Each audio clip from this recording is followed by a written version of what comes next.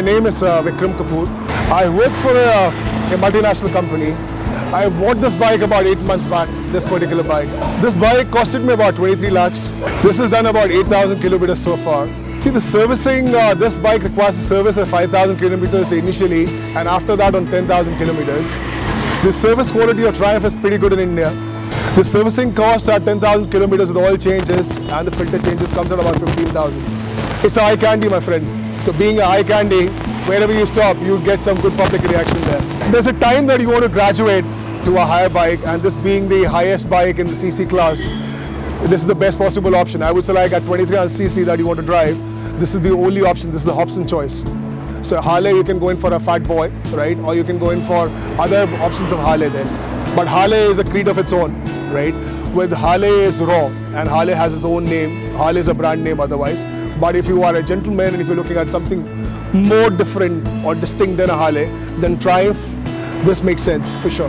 I would say like probably over the year, if they put some cruise control in the bike, they have some options like probably hazard lights, right?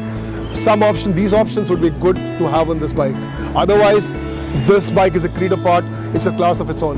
We only get Sunday. I wish I get more than Sundays, but it's only Sunday mornings that we get. And apart from that, some long rides, like we went in for a 3-day of a ride, 13, 14, 15, to all the way to Mussoorie. So that's one long break that we were going for every 2 or 3 months, where we ride for like about 700-800 kilometers in about 3 days time. See, city ride is always good, minus the weather.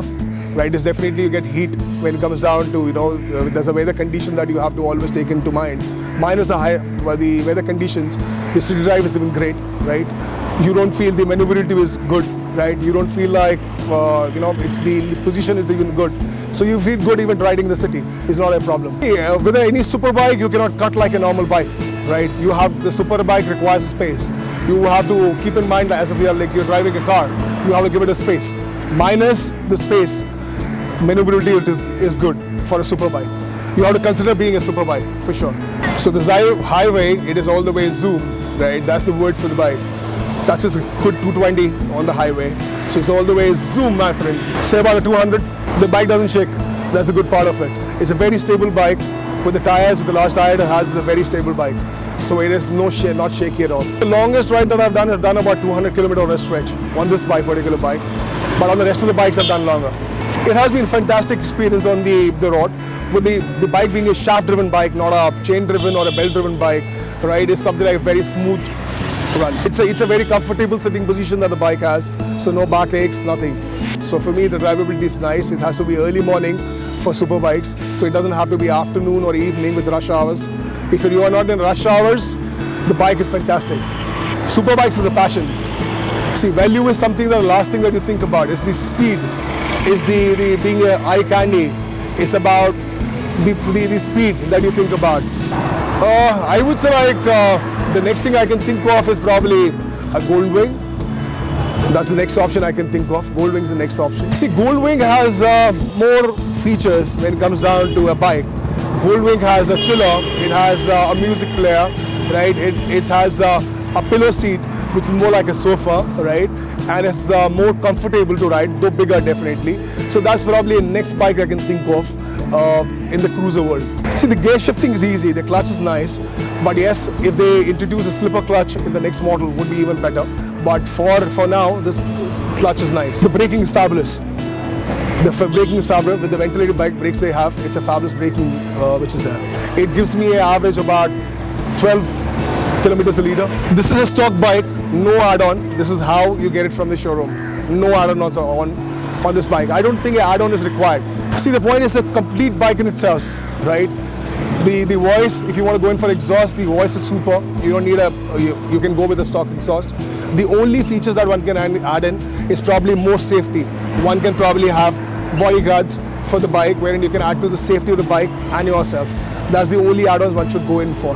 The tire change, the idly for these bikes are about 10 to 12,000 kilometers, depends upon the kind of roads that you ride on. So I say about 10 to 12,000 kilometers with the kind of riding that I've been doing, they would go in for still another 4,000, 5,000 kilometers. So at 12,000, 13,000 kilometers would be a time that I would have to go in for a tire change. The average cost for a rear tire is about 30,000 rupees what they cost. Having a 2300cc definitely you have speed to yourself. Being a shaft-driven bike, you have the smoothness which is there. So it's a beautiful combination of the two. Speed plus smoothness of being a shaft-driven bike. So that's the basic major advantage. Plus, the eye candy it is. And having a limited edition bike is again something which you always want to have. The major disadvantage, and that's a plus and a minus, it's a very heavy bike. It is not easy for anybody to control a 400 plus kg bike. This bike is something you cannot take off the road. But when it comes down to when it has to go off the tarmac, you tend to lose balance because of the sheer weight of it. Which is the fact, which is the beauty of the bike also, because the amount of engine carries. But which comes as a drawback once it goes off the tarmac, off the road. Else, it's a beauty. This bike is one marvelous piece to have. And it's like a piece of history, a piece of art to own. I would say being a large bike, people who are less than 5'10", 5'11", I guess it will be difficult for them, a bit difficult for them to handle this bike, right? With this kind of large structure they have. Plus you have to have a little bit heavier build and you have to be, you have to use some strength to carry this bike, especially when the engine is not on and you have to push this bike, right, probably ahead or back, right, to take it on the road. So that's the time you need some strength. It's a super bike. Enjoy. Enjoy. That's it, yeah.